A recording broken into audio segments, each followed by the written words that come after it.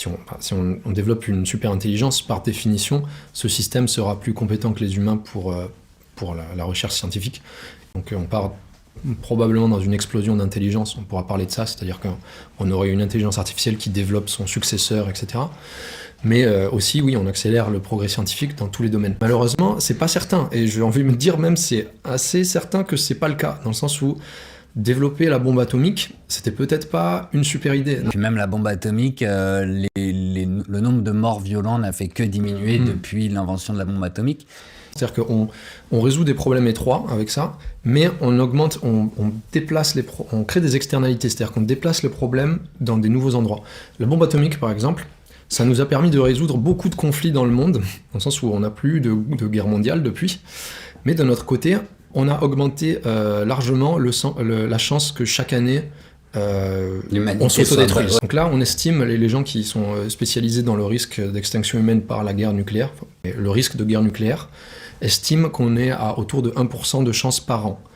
Donc chaque année, on a 1% de chance qu'il y ait une guerre nucléaire. Ouais. L'horloge atomique est au pire qu'elle a jamais été de son histoire. Donc l'horloge atomique, c'est un narratif plutôt qui, enfin, ouais. c'est pour montrer aux gens le risque.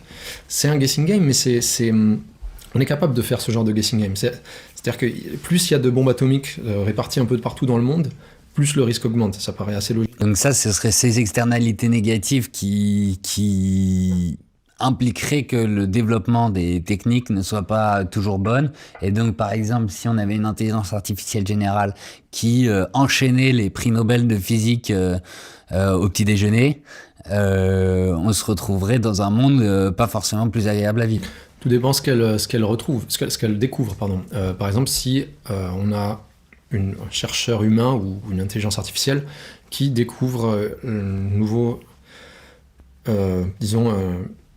méthode pour construire une bombe qui soit capable de détruire la planète d'un coup avec des ustensiles de cuisine.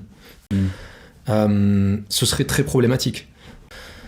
Surtout par un système dont la morale n'est pas assurée.